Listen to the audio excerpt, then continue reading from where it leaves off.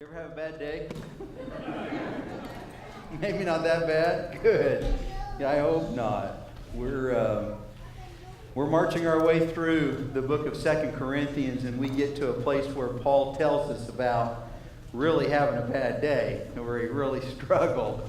And it's actually comparison. He says, these guys say this is what they've been through. Well, let me tell you. But he does it in a different sense, and we're going to look at that. But, where are we to be when things don't go our way? When, stuff happens, and difficult things happen, stuff beyond our control. But what if everything that happened to you was a result of your faith? Because I'm committed to Jesus Christ, this happened, and then this happened, and then this happened. Because of my faith. And there is the foundation for what we're going to be talking about today. In 2 Corinthians chapter 11, second part of chapter 11, and this is preceding. It's going to sound like, well, that part of the Bible that says, this thorn in my flesh, it sounds like it ought to be around here somewhere. Well, it is. It's next week. And it's the first part of chapter 12. But preceding that, he is sharing this thought and gives us indication that God ought to get the glory in our weakness in the last verse of this piece, and then goes right into chapter 12. And next week we're going to talk about Paul addressing that thorn in the flesh and the issue that he felt was keeping him from the most effective ministry, and then God's response to him with all of that. So, let's go. Here we go. Chapter 11, verse 16. Again I say, don't think that I am a fool to talk like this, but even if you do, just listen to me, as you would a foolish person then, if that's what you think. Well, I also boast a little bit, like these others who have done so. I'll clarify this in just a bit. Such boasting is not from the Lord, but I'm acting like a fool. And since others boast about their human achievements, I will too. And after all, you think that you're so wise, but you enjoy putting up with fools? You put up with it even when someone enslaves you, or takes everything that you have, and takes advantage of you, or takes control of everything, and as it were, slaps you in the face. I'm ashamed to say that we've been too weak, and he's being sarcastic. Well, we've never done that because we're too weak to do that to you. And he's using sarcasm there. Whatever they dare to boast about, I'm talking like a fool again. I dare to boast about it too.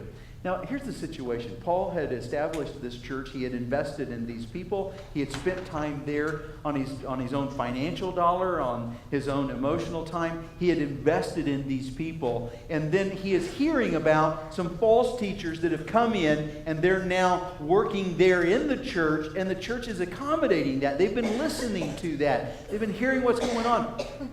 And a good way to refer to that was, last week I mentioned, I've been going to Haiti and I've been investing in these pastors, and they come together for this conference, and we're teaching them expository teaching from the Word of God. And so I feel like I have an investment there, and I fall in love with these guys, and I want them to succeed. And so how would I feel if they wrote to me, or I find out that there are some guys that are down there teaching, and they're combining Catholicism and witchcraft and voodoo, and they're combining all of those things, and these guys are paying attention to it, and they're listening to it. And then in addition to that, these guys are charging exorbitant fees to do that, and they're bragging about how they have authority, and you should listen to us because we are servants of Christ, and here's what we have done. And well, I would want to respond to that in some way, but I got to tell you, I'd be a little uncomfortable saying, oh yeah, well, they think they're servants. Well, how about this? I mean, it just wouldn't feel right, you know what I mean? And that's what Paul is saying. He's saying, look, these guys are down there, and they're making these claims, and you're listening to them, and they're milking you dry, and they're charging you, and they're doing all these. And he said, I don't want to get in a battle of what they've done versus what I've done, but I care about you. And so I don't even want to be telling you these things about myself. But if that's the only way you'll listen, then I want you to. Because He was concerned about their spiritual health and their spiritual development, and they were beginning to let these false doctrines and things against the Bible to begin to creep in, and he was really concerned about it. So he says, so just bear with me then, let me tell you this. First of all, their qualifications, and he gives these qualifications. So he says in verse 22, are they Hebrews? Well, I am. Are they Israelites? Well, I am. Do they have the right to speak into the temple? That's what he's getting at. Are they descendants of Abraham? So am I. I am. Now, I think these are rhetorical. I think he knew they were not. But he is emphasizing the fact that if you want a legacy or a heritage that would allow me to speak in the temple and challenge you with the truth of God, these are my qualifications. Are they servants of Christ? I know I sound like a madman saying this, but I have served him far more. And you may think that. He says, if you think I'm a fool, then just bear with me. And he's getting to something. So now he's going to talk about having a bad day or serving Christ. But I've served him far more.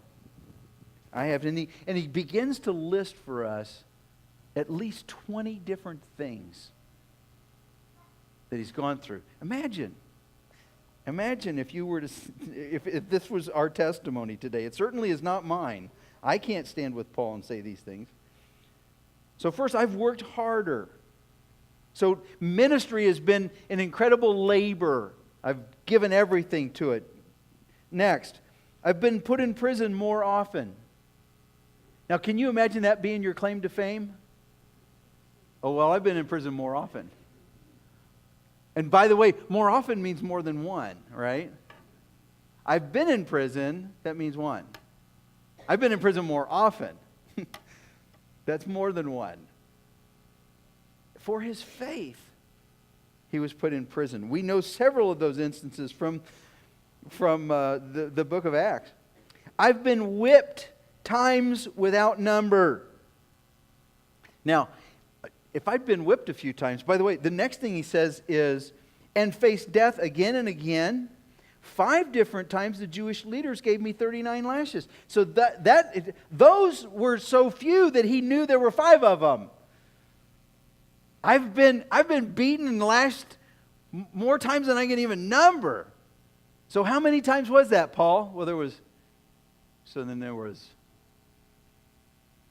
I'm not sure I'm missing a few. That's more than one. I've faced death again and again. Something changes when you face death. We all know of people that have had a heart attack or have had a life-changing moment or come through an accident that everybody says you should have never survived that, and they did. And something changes when you face death. And Paul says, I faced death again and again and again, and continued to step back into what he believed God was doing in his life. 3 times I was beaten with rods. Once I was stoned. And he's not talking about drinking or drugs. They took him outside the city, and everybody picked up rocks, and they began to throw rocks at him. And I mean boulder-type rocks. And they did so until he was unconscious, and they thought he was dead. And they all went back to their homes. He survived, got up, went to the next town, and continued to preach. They stoned him because of his faith, that he was telling the truth to them. They didn't want to hear it. 3 times I was shipwrecked. Once I spent a whole night and a day adrift at sea. I've traveled on many long journeys. I have faced danger from rivers and from robbers. I've faced danger from my own people, the Jews, as well as from the Gentiles. I am like a man without a country. My own people have renounced me because my faith. The Gentiles don't want to embrace me because who I am. And there he sits, not being able to claim wholly either group.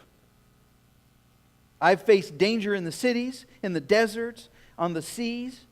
I face danger from men who claim to be believers and are not, who gain my confidence, who allow me to enjoy their fellowship only to know that they turn on me. He knows the betrayal of that. I've worked long and hard, enduring many sleepless nights.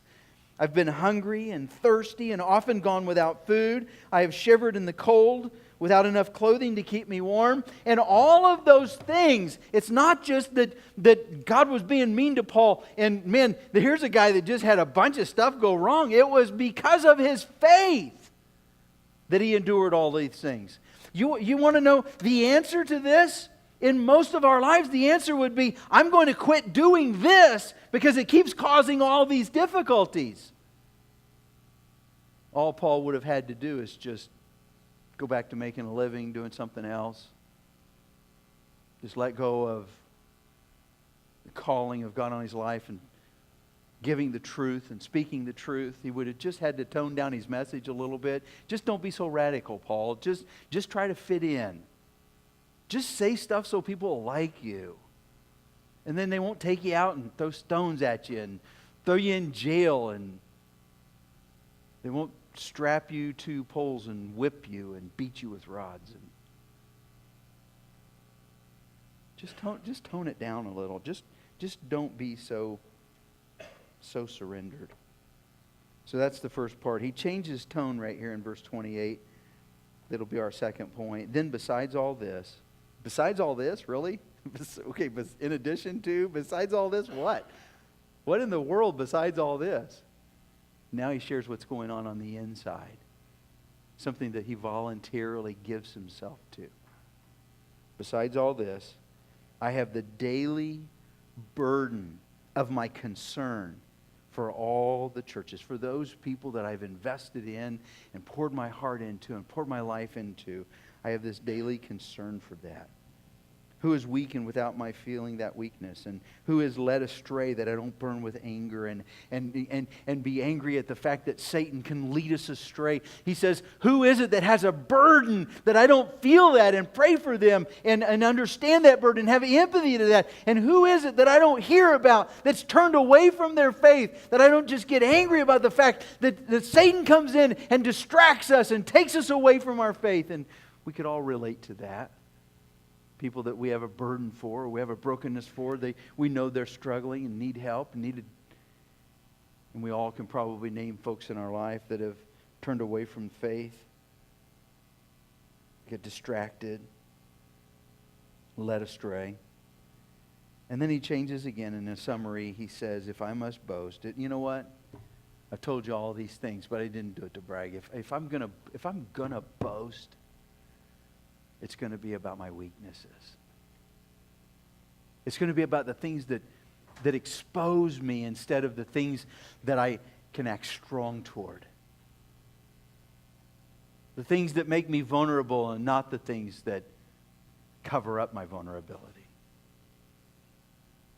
I would rather boast about the things that show how weak I am. God, the Father of our Lord Jesus, who is worthy of eternal praise, knows that I'm not lying. I want to say that. It is God, the Father of our Lord Jesus, who is worthy of our eternal praise. And that's where Paul had his heart correct. That's where he was on track. That's where he knew what was right.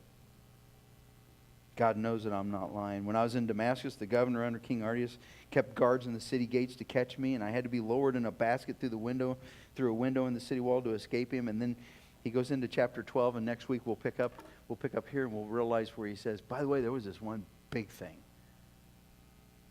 that I was dealing with God about. And we can all relate to that next week. So I'm gonna invite you to do something today. There's should be in the pocket of close by you. There should be one of these cards, and it just says transformed lives, surrender. In fact, the act of transformation is surrendering. Surrender is transformation. Surrender results in transformation. And I want to ask each of us today to do this.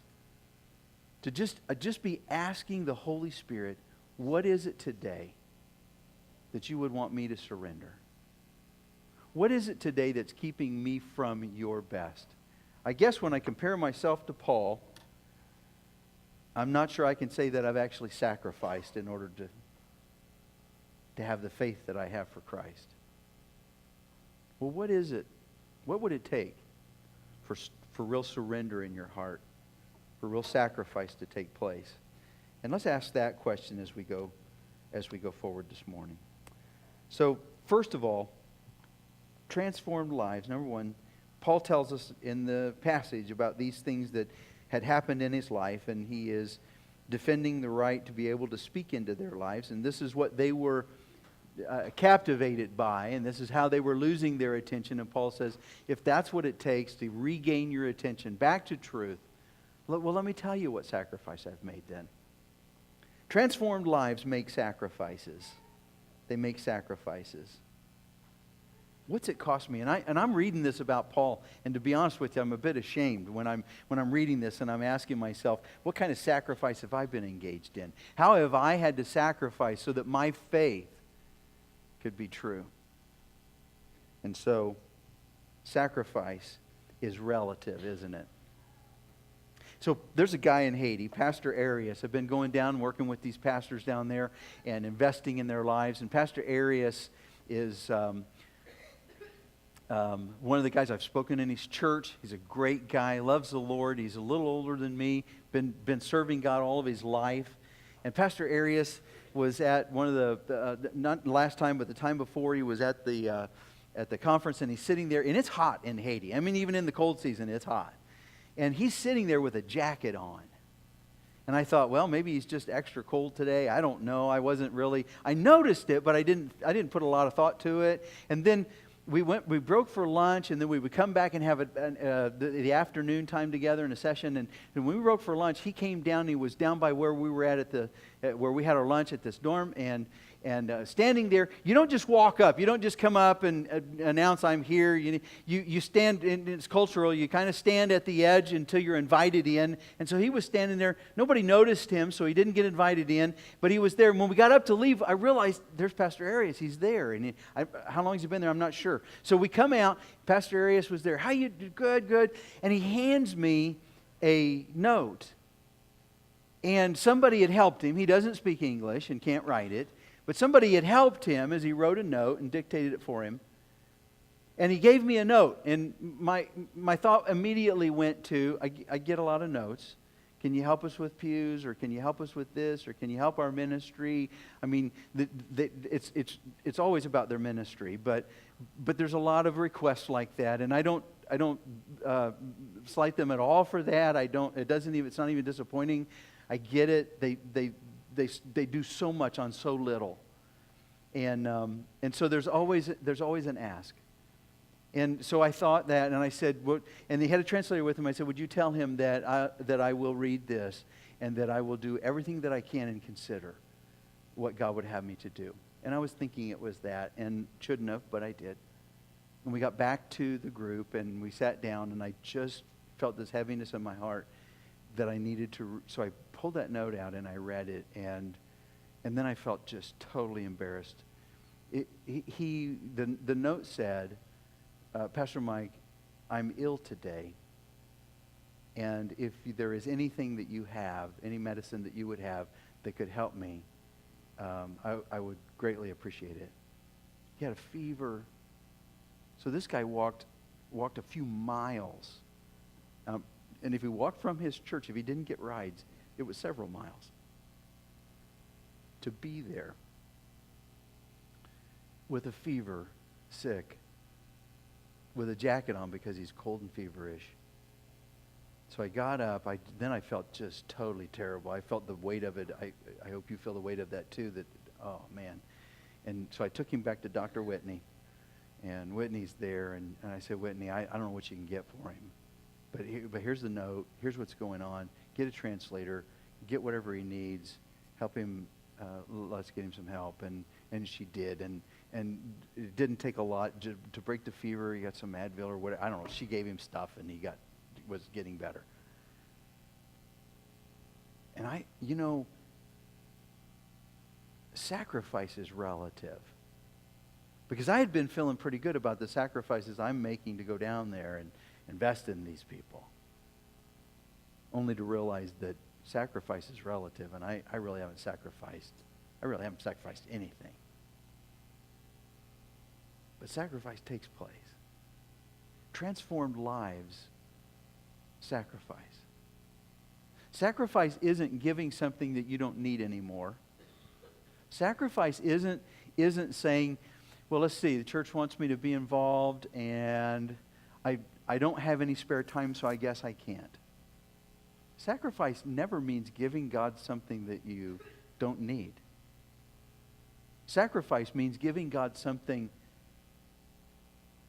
and giving up something in order to do it. That's a sacrifice.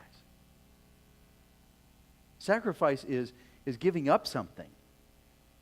Sacrifice is when what I have done or what I have given actually costs me. Because transformed lives make sacrifice.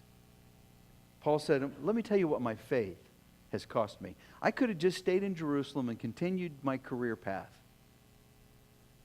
And forget about all these beatings and jailings and whipped by the Jewish leaders, and forget about all these travels and these perilous journeys that I've been on, and forget about all that stuff. I could have just stayed home where it was safe and said, no, it's really too dangerous for me to be out there. But transformation in our lives produces a longing for us to make sacrifice. We don't give God the leftovers. We give Him the best. And I can promise you, in all of our lives, that means letting go of something we're already holding on to. That's what sacrifice is about. The second thing he goes to then, he talks about transformed lives. And the second point then would be this, that it bears burdens. Transformed lives bear the burdens of others. He says, besides all this in verse 28, I have daily this burden that's on my heart, that's in my heart, that you're in my thoughts, you're in my mind, this concern for all of the churches. I'm concerned about the weak who is feeling, and I feel that weakness when there's someone that's weak and they're under attack and it seems like they're in the middle of a battle. And then for those who are led astray, I feel that. There's an anger in me that says, Satan has done it again, has distracted someone and pulled them away from the faith. And he says, I want to bear the burden. Bear that burden. What would it look like to bear the burden of someone? Give me some examples of that. There's probably 1,000 ways that we can help someone carry their burden. And we're told to do so. Bear one another's burdens, Galatians tells us. What would it look like? What's an example of, and what would be some ways that we could share a burden of someone or bear someone else's burden? Who can help me with that? Okay? Pray for them. Not say you'll pray for them, but actually pray for them. Okay? Hey, I'll be praying with you about that. Man, I'm guilty of that at times. I'll pray with you about that, and then I forget. I'm not conscientious enough to make sure that I actually do what I've said, and that I actually pray for them, and I actually help bear their burden, and it becomes part of mine. What are some other ways that we can bear one another's burdens? Okay? Okay, you can give to them. You can see a need in their life, and you can help them with it, whether it's a financial need or somebody did that between services. Saw a need, said, here's how I'm going to respond. Made a sacrifice in order for that to happen. But bearing someone else's burden. Lifting that up. And what are some other ways? Problem solving. Let me help you with this. Let's walk through this together. Advice. I got a text this morning before early service. Somebody saying, can we get lunch sometime this week? I'd really like to talk this thing through. How else can we bear one another's burdens?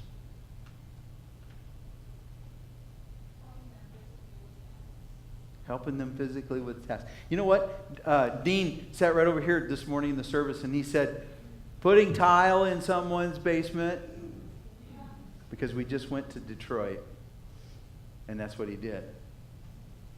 And that's bearing someone's burden. There's this burden of this repair that this lady doesn't know how to do, and we could come and say, you know what?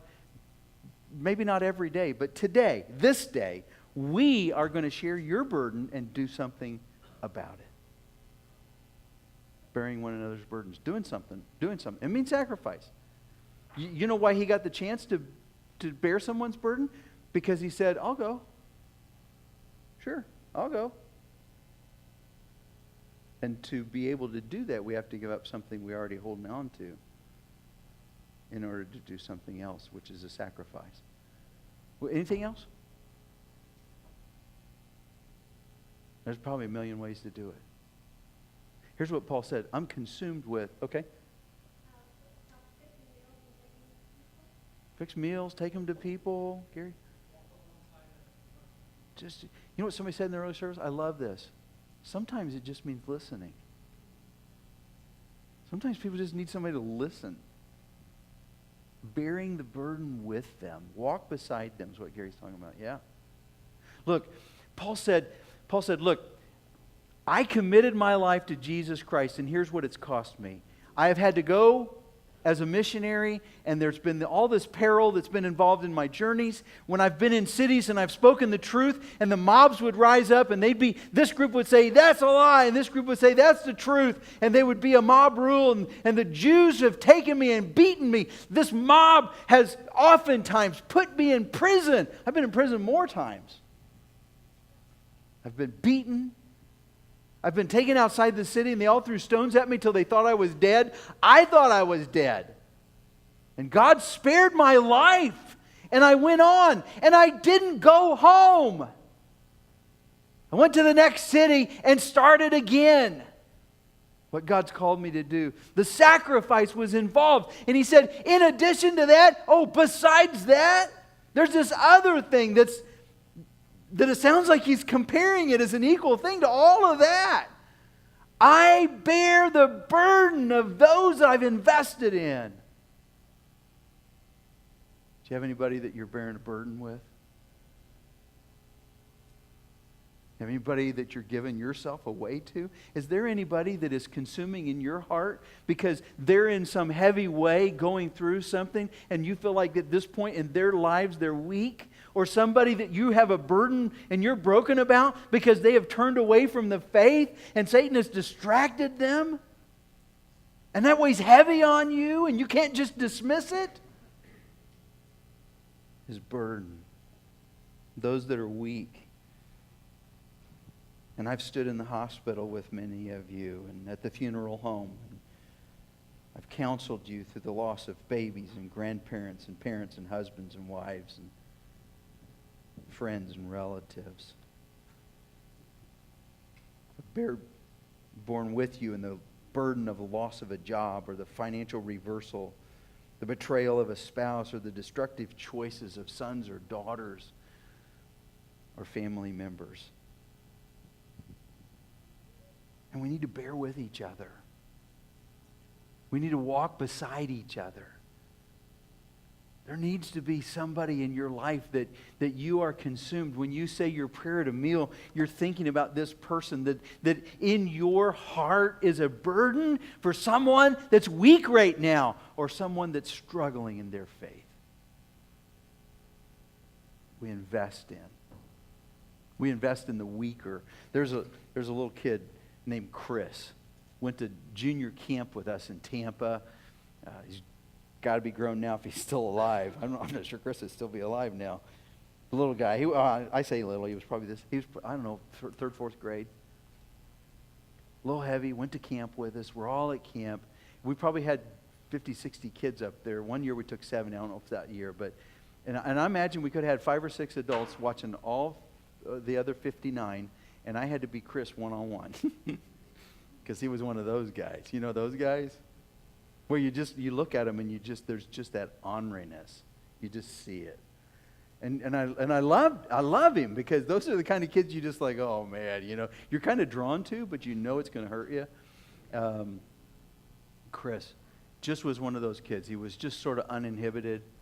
And so we were late getting to chapel, so we didn't even get to sit with all of our group. We all used to sit together, and so we're having to sit in the back because he was late. I had to go round him up. He's like, it's like herding chickens, just Chris.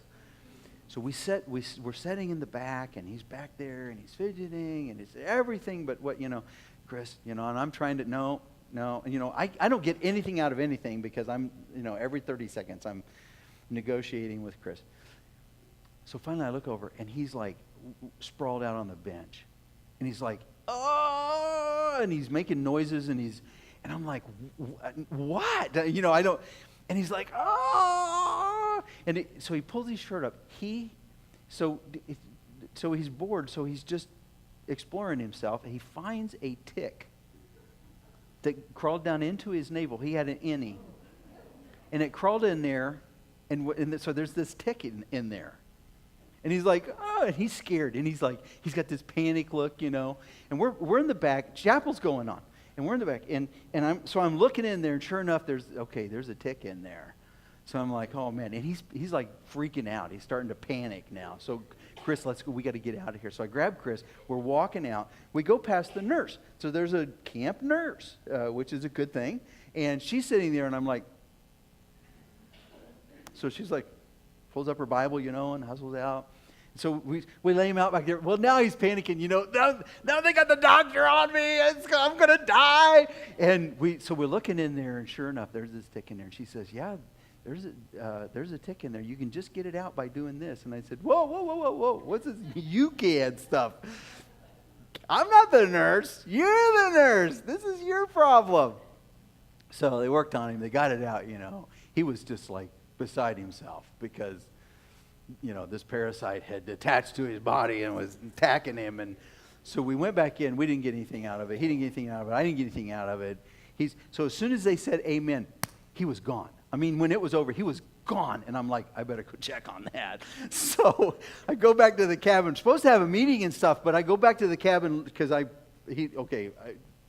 we all know something. I got to go check. So I walk into the room, and he's got a flashlight out. He's on the top bunk. He's got the cover over him. And I see this flashlight under the cover, like a spotlight going all over in there. So he had peeled down, jumped in his bed, and he's got a flashlight out. He's checking for more. I mean, he's checking everywhere. More ticks. Scared to death. We didn't find any more. But we came home. He came from an incredibly, just a home life that was a disaster. We get home, all the kids, got 50, 60 kids. All the kids, parents pick them up. Hey, great, been at camp. How'd it go? And high-fiving, see you later. And all the kids are gone. And Chris is still there. We tried calling his mom. Not only does she not come and get him, he has to come home and spend the night with us because we can't even get a hold of her. So we're wrestling. And wrestling is like headlock and body slam and hitting each other with chairs and stuff. Well, when that wrestling's going on, but there's this moment when we were wrestling where he's on my back and he's got a hold of me and he's no longer trying to choke me. All of a sudden, and I'm not even a feeler, but I knew it. I just sensed it. All of a sudden, it was no longer wrestle. It was just hug. And when that happens, that touch thing happens, and all of a sudden, there's no more wrestle going on. He's just hugging. And I thought, man, somewhere there is the least of these. There is the weak, as Paul calls them, that need us to bear their burden, that need us to invest in them, that need us to sacrifice for them. I think about Chris Oxford as he's going down to work with the guys at the mission. He has seen guys that have gone astray. He's seen guys that have been led astray. And it is his passion and his burden to be involved in their lives, to go do something with that. To not just say, I see that, but to go make a difference and do something with it. And so he desires to do that. It would be easy to say, you could eliminate the burden by just say, you know what, guys that's the result of their choices. They're getting what they deserve. We can explain it away. We can make excuses to not bear each other's burden. But Paul said, in addition to all the sacrifices that I've made and the suffering that's gone on, I got to tell you, one of the things that's heavy all day long with me is the burden that I bear for those that are weak, those that are struggling in their faith. The last thing he says is, he kind of finishes with a conclusion. Transformed lives surrender for God's glory. It's just not about me. It's just about God. And he says, if I'm going to boast, there's a plenty there that I've got to brag about, but to tell you the truth, I'm not going to stand up in front of you and say, hey, let me tell you about my shipwreck for Jesus. Let me tell you about the time I spent in jail for Jesus. He said, if I'm going to brag about something, it's going to be about my weakness. It's going to be about the things it's going to be about this. It's going to be about me telling you where I'm the most vulnerable, because that's where I need most of God. None of us like to be exposed. None of us like to be vulnerable. None of us like to be in the situation where we feel helpless or threatened. What does it look like? When he says this, I would rather boast about the things that show how weak that I am. God the Father, our Lord Jesus, who is worthy of all eternal. It is God who is worthy of the praise. What does it mean when he says, I want to brag about the things that make me weak? Well, I listed a few. What kind of things show how weak I am? One, I can be hurt by others. I can be offended. I can give and love and sacrifice and be hurt. That's a weakness. How about this? I cannot predict the future. I can't tell you what's going to happen tomorrow. I would really like to know. Many people would sleep well tonight if they knew exactly what was going to happen tomorrow, and are not going to sleep well because they don't know what's going to happen tomorrow. It's a weakness that we have, that we cannot predict the future, but our God knows. How about this? I cannot control the circumstances in my life. I can't control a flat tire. I can't control an idiot driver. I can't control whether it's going to rain or not. I can't control whether my day's going to go like I think it should go, or like I told God I wanted it to go. I am not in control of the circumstances in my life. That's a weakness. I can't control other people. I can't control you. And I can't control the people that you want me to control.